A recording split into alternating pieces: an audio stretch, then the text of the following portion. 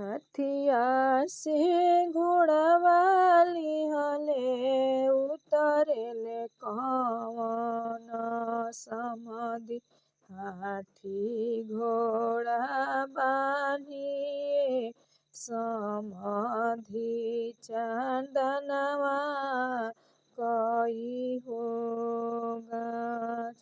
हाथी घोड़ा बान्हिए समाधि चंदनवा कई होगा। अपना महलिया में से निकले ले बेटी के बाबा। काहे हाथी रौदेली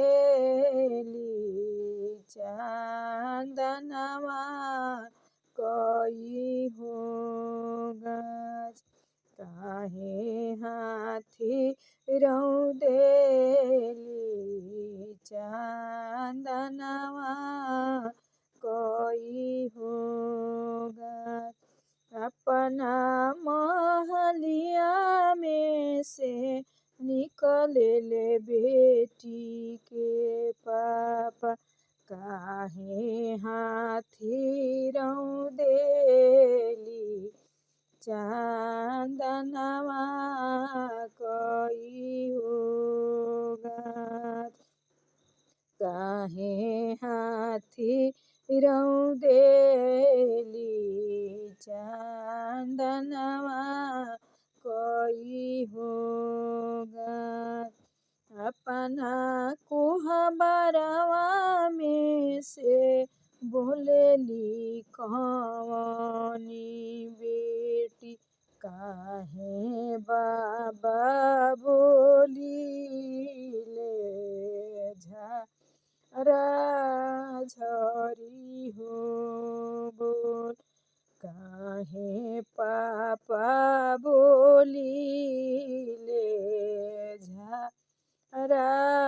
झरी हो बोल।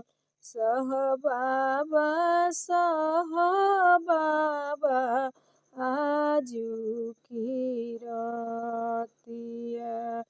होत भीनु सहरए बाबा जाई भी बड़ी हो दूर।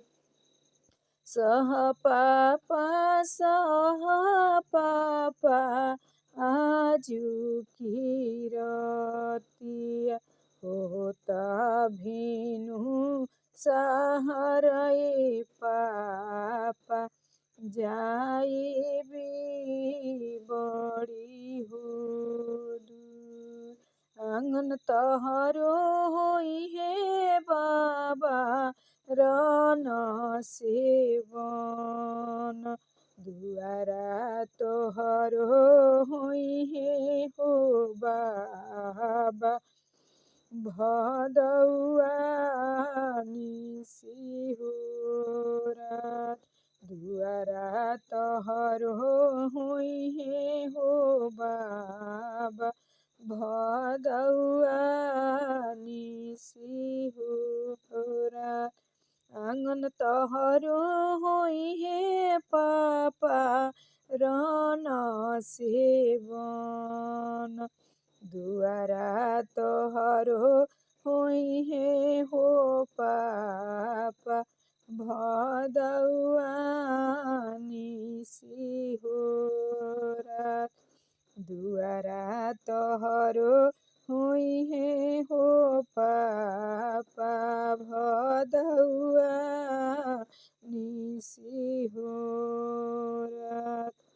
अंगना भूलिया भूली मम्मी जे रोवेली। कहता हूँ ना देखूँ हो बेटी ने पुरवा झाझा होकर। कहता हूँ ना देखूँ ये बेटी ने पुरवा झाझा होकर।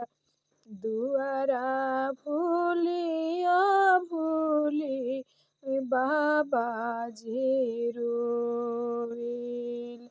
दुआरा हमरो कैलू हो बेटी भदौआ निसिहोरा।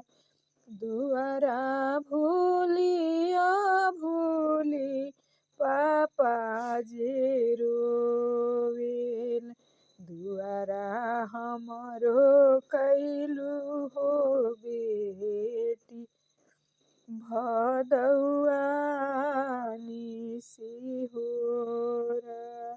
दुआरा हमरो कैलू हो बेटी भदौआ निसिहोरा। धन्यवाद बहनों। अगर बेटी विवाह गीत अच्छा लगे